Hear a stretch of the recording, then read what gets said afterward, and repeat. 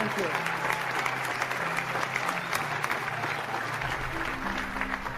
Oh my goodness! I'm at Harvard! Wow! To President Faust, my fellow honorands, Carl, that was so beautiful. Thank you so much. And James Rothenberg, Stephanie Wilson, Harvard faculty, with a special bow to my friend, Dr. Henry Louis Gates. All of you alumni, with a special bow to the class of '88 and your $115 million.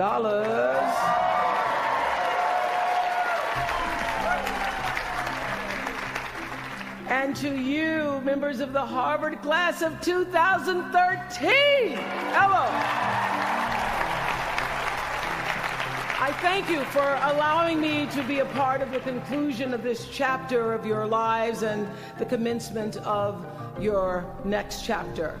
To say that I'm honored doesn't even begin to quantify the depth of gratitude that really accompanies an honorary doctorate from Harvard. Not too many little girls from rural Mississippi have made it all the way here to Cambridge, and I can tell you that I consider today, as I sat on the stage this morning getting teary for you all and then teary for myself, I consider today a defining milestone in a very long and a blessed journey. My one hope today is that I can be a source of some inspiration. I'm going to address my remarks to anybody who's ever felt inferior or felt disadvantaged, felt screwed by life. This is a speech for the quad.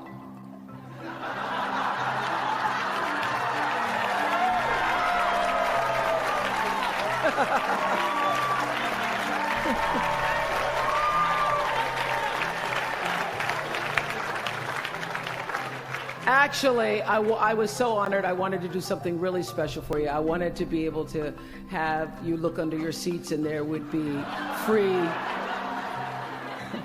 free master and doctorate degrees. But I see you got that covered already. I will be honest with you. I felt a lot of pressure over the past few weeks to come up with something that I could share with you that you hadn't heard before, because after all, y'all went to Harvard, I did not. But then I realized that you don't have to necessarily go to Harvard to have a driven, obsessive, type A personality, but it helps. And while I may not have graduated from here, I admit that my personality is about as Harvard as they come. You know, my television career began unexpectedly. As you heard this morning, I was in the Miss Fire Prevention contest. That was when I was 16 years old in Nashville, Tennessee, and you had the requirement of having to have red hair in order to win, up until the year that I entered. So they were doing the question and answer period, because I knew I wasn't going to win in the swimsuit competition. So during the question and answer period, the question came, "Why, young lady, what would you like to be when you grow up?" And by the time they got to me, all the good answers were gone. So I had seen Barbara Walters on the Today Show that morning, so I answered, "I would like to be a journalist. I would like to tell other people's stories in a way that makes a difference in their lives and the world." And as those words were coming out of my mouth, I went, "Whoa, this is pretty good. I would like to be a journalist. I want to make a difference." Well, I was on television by the time I was 19 years old. And in 1986, I launched my own television show with a relentless determination to succeed. At first, I was nervous about the competition, and then I became my own competition, raising the bar every year, pushing myself as hard as I knew. Sound familiar to anybody here? Eventually, we did make it to the top, and we stayed there for 25 years. The Oprah Winfrey Show was #1 in our time slot for 21 years. And I have to tell you, I became pretty comfortable with that level of success. But a few years ago, I decided, as you will at some point, that it was time to recalculate, find new territory, break new ground. So I ended the show and launched OWN, the Oprah Winfrey Network. The initials just worked out for me. So 1 year later, after launching OWN, nearly every media outlet had proclaimed that my new venture was a flop. Not just a flop, but a big, bold flop, they call it. I can still remember the day I opened up USA Today and read the headline, "Oprah not quite standing on her own." I mean, really, USA Today, now that's the nice newspaper. It really was, this time last year, the worst period in my professional life. I was stressed and I was frustrated, and quite frankly, I was embarrassed. It was right around that time that President Faust called and asked me to speak here. And I thought, you want me to speak to Harvard graduates? What could I possibly say to Harvard graduates, some of the most successful graduates in the world, in the very moment when I had stopped succeeding? So I got off the phone with President Faust and I went to the shower. It was either that or a bag of Oreos. So I chose the shower. And I was in the shower a long time, and as I was in the shower, the words of an old hymn came to me. You may not know it. It's by and by, when the morning comes. And I started thinking about when the morning might come, because at the time I thought I was stuck in a hole. And the words came to me, trouble don't last always, from that hymn. This too shall pass. And I thought, as I got out of the shower, I am going to turn this thing around, and I will be better for it. And when I do, I'm going to go to Harvard, and I'm going to speak the truth of it. So I'm here today to tell you, I have turned that network around.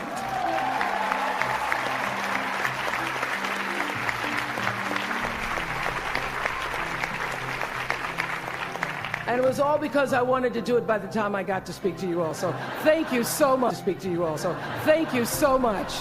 You don't know what motivation you were for me. Thank you. I'm even prouder to share a fundamental truth that you might not have learned even as graduates of Harvard, unless you studied the ancient Greek hero with Professor Naj. Professor Naj, who, as we were coming in this morning, said, "Please, Ms. Winfrey, walk decisively." I shall walk decisively. This is what I want to share. It doesn't matter how far you might rise. At some point, you are bound to stumble, because if you're constantly doing what we do, raising the bar, if you are constantly pushing yourself higher, the law of averages, not to mention the myth of Icarus, predicts that you will at some point fall. And when you do, I want you to know this, remember this, there is no such thing as failure. Failure is just life trying to move us in another direction. Now, when you're down there in a hole, it looks like failure. So this past year, I had to spoon feed those words to myself. And when you're down in the hole, when that moment comes, it's really okay to feel bad for a little while. Give yourself time to mourn what you think you may have lost. But then, here's the key. Learn from every mistake, because every experience, encounter, and particularly your mistakes are there to teach you and force you into being more of who you are. And then figure out what is the next right move. And the key to life is to develop an internal, moral, emotional GPS that can tell you which way to go. Because now and forevermore, when you Google yourself, Your search results will read Harvard 2013. And in a very competitive world, that really is a calling card, because I can tell you, as one who employs a lot of people, when I see Harvard, I sit up a little straighter and say, where is he or she? Bring them in. It's an impressive calling card that can lead to even more impressive bullets in the years ahead. Lawyer, senator, CEO, scientists, physicists, winners of Nobel and Pulitzer Prizes, or late-night talk show host. But the challenge of life, I have found, is to build a resume that doesn't simply tell a story about what you want to be, but it's a story about who you want to be. It's a resume that doesn't just tell a story about what you want to accomplish, but why. A story that's not just a collection of titles and positions, but a story that's really about your purpose. Because when you inevitably stumble and find yourself stuck in a hole, that is the story that will get you out. What is your true calling? What is your dharma? What is your purpose? For me, that discovery came in 1994 when I interviewed a little girl who had decided to collect pocket change in order to help other people in need. She raised $1,000 all by herself, and I thought, well, if that little 9-year-old girl with a bucket and a big heart could do that, I wonder what I could do. So I asked for our viewers to take up their own change collection, and in 1 month, just from pennies and nickels and dimes, we raised more than $3 million that we used to send one student from every state in the United States to college. That was the beginning of the Angel Network. And so what I did was I simply asked our viewers, do what you can wherever you are, from wherever you sit in life. Give me your time or your talent, your money if you have it, and they did. Extend yourself in kindness to other human beings wherever you can. And together we built 55 schools in 12 different countries and restored nearly 300 homes that were devastated by Hurricanes Rita and Katrina. So the Angel Network, I've been on the air for a long time, but it was the Angel Network that actually focused my internal GPS. It helped me to decide that I wasn't just going to be on TV every day, but that the goal of my shows, my interviews, my business, my philanthropy, all of it, whatever ventures I might pursue, would be to make clear that what unites us is ultimately far more redeeming and compelling than anything that separates me.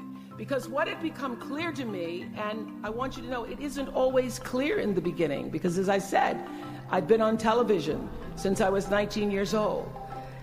But around 94, I got really clear. So don't expect the clarity to come all at once, to know your purpose right away. But what became clear to me was that I was here on earth to use television and not be used by it, to use television to illuminate the transcendent power of our better angels. So this Angel Network, it didn't just change the lives of those who were helped, but the lives of those who also did the helping. It reminded us that no matter who we are, or what we look like, or what we may believe, it is both possible and, more importantly, it becomes powerful to come together in common purpose and common effort. I saw something on the Bill Maher show recently that so reminded me of this point. It was an interview with David and Francine Wheeler. They lost their 7-year-old son, Ben, in the Sandy Hook tragedy. And even though gun safety legislation to strengthen background checks had just been voted down in Congress at the time that they were doing this interview, they talked about how they refused to be discouraged. Francine said this. She said, "Our hearts are broken, but our spirits are not. I'm going to tell them what it's like to find a conversation about change that is love, and I'm going to do that without fighting them. And then her husband David added this: you simply cannot demonize or vilify someone who doesn't agree with you, because the minute you do that, your discussion is over, and we cannot do that any longer. The problem is too enormous. There has to be some way that this darkness can be banished with light.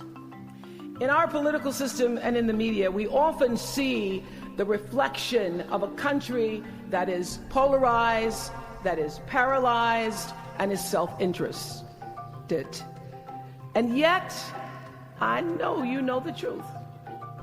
We all know that we are better than the cynicism and the pessimism that is regurgitated throughout Washington and the 24-hour cable news cycle. Not my channel, by the way. We understand that the vast majority of people in this country believe in stronger background checks because they realize that we can uphold the Second Amendment and also reduce the violence that is robbing us of our children. They don't have to be incompatible.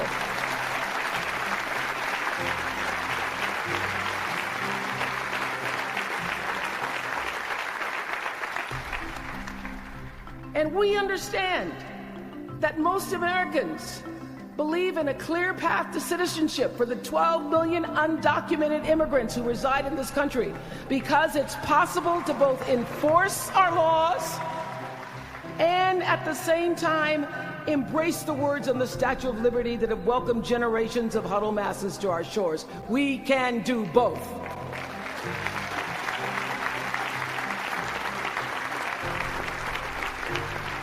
And we understand, I know you do because you went to Harvard, that people from both parties and no party believe that indigent mothers and families should have access to healthy food and a roof over their heads and a strong public education.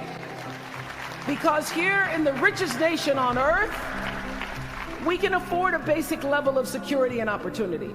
So the question is, what are we going to do about it? Really, what are you going to do about it? Maybe you agree with these beliefs, maybe you don't. Maybe you care about these issues, or maybe there are other challenges that you, class of 2013, are passionate about. Maybe you want to make a difference by serving in government. Maybe you want to launch your own television show. Or maybe you simply want to collect some change. Your parents would appreciate that about now. The point is, your generation is charged with this task of breaking through what the body politic has thus far made impervious to change. Each of you has been blessed with this enormous opportunity of attending this prestigious school. You now have a chance to better your life, the lives of your neighbors, and also the life of our country. When you do that, let me tell you what I know for sure. That's when your story gets really good. Maya Angelou always says, when you learn, teach. When you get, give. That, my friends, is what gives your story purpose and meaning. So you all have the power in your own way to develop your own angel network. And in doing so, your class will be armed with more tools of influence and empowerment than any other generation in history. I did it in an analog world. I was blessed with a platform that at its height reached nearly 20 million viewers a day. Now here in a world of Twitter and Facebook and YouTube and Tumblr, you can reach billions in just seconds. You're the generation that rejected predictions about your detachment and your disengagement by showing up to vote in record numbers in 2008.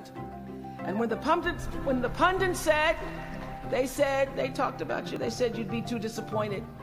You'd be too dejected to repeat that same kind of turnout in the 2012 election, and you proved them wrong by showing up in even greater numbers. That's who you are.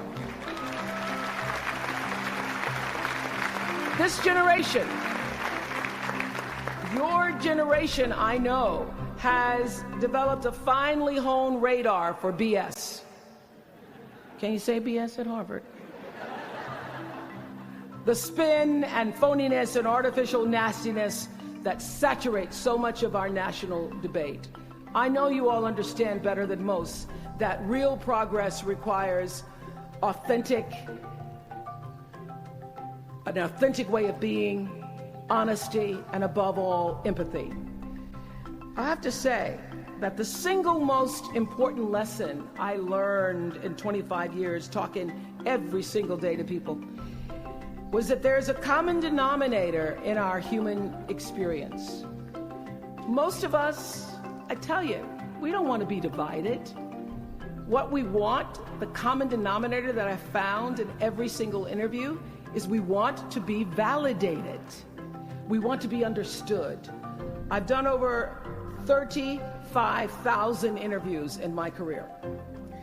And as soon as that camera shuts off, everyone always turns to me and inevitably in their own way asks this question: was that okay? I heard it from President Bush. I heard it from President Obama. I've heard it from heroes and from housewives. I've heard it from victims and perpetrators of crimes. I even heard it from Beyonce and all of her Beyonce-ness. She finishes performing, hands me the microphone and says, "Was that okay?" Friends and family, yours, enemies, strangers, in every argument, in every encounter, every exchange, I will tell you, they all want to know one thing. Was that okay? Did you hear me? Do you see me? Did what I say mean anything to you? And even though this is the college where Facebook was born, my hope is that you will try to go out and have more face-to-face conversations with people you may disagree with.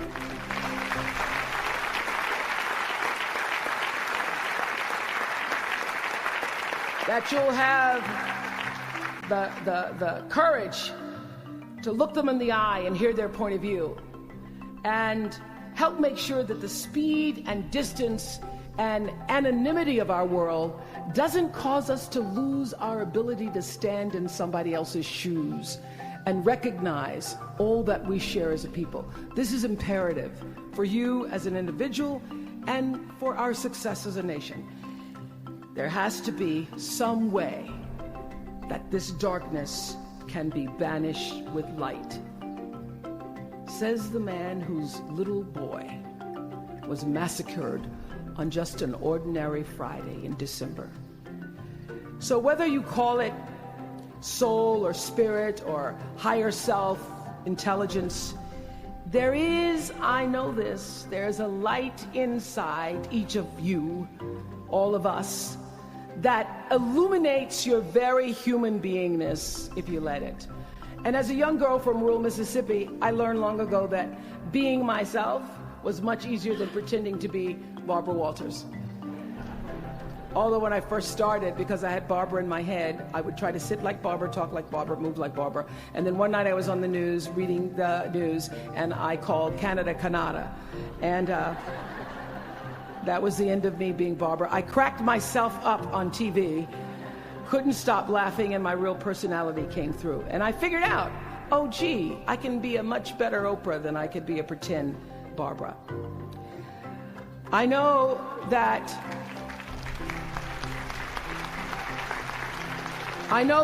you all might have a little anxiety now and hesitation about leaving the comfort of college and putting those Harvard credentials to the test.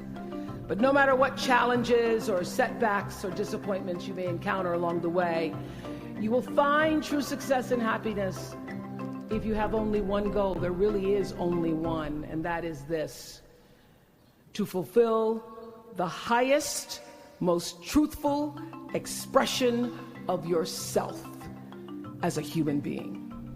You want to max out your humanity by using your energy to lift yourself up, your family, and the people around you.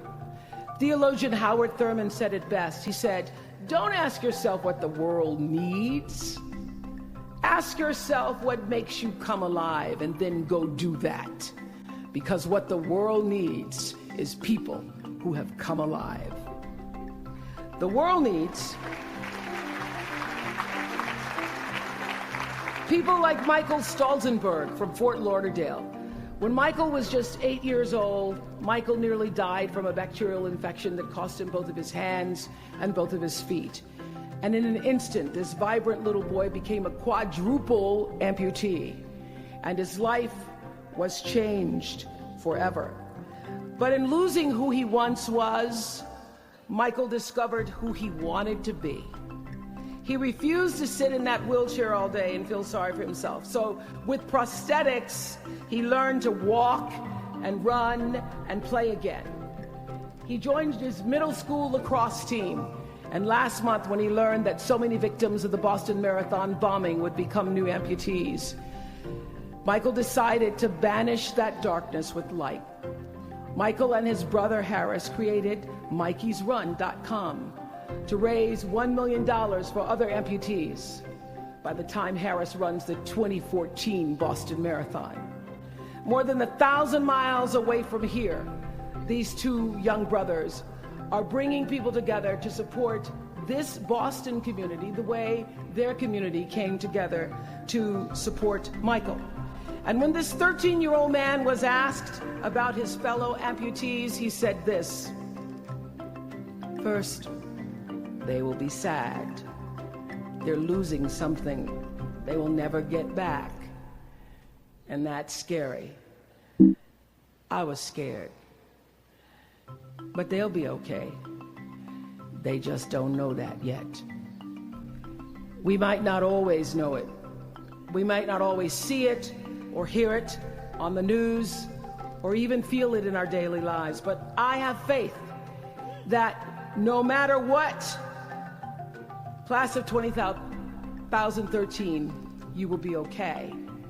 And you will make sure our country is okay. I have faith because of that 9-year-old girl who went out and collected the change. I have faith because of David and Francine Wheeler. I have faith because of Michael and Harris Stolzenberg. And I have faith because of you, the network of angels sitting here today.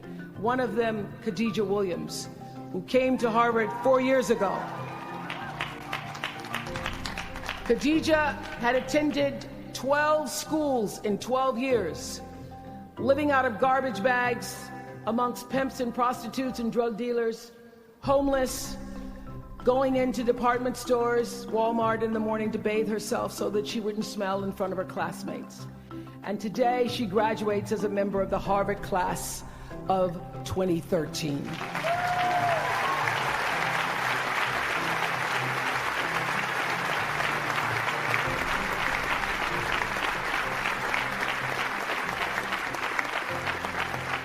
From time to time, you may stumble, fall. You will for sure count on this.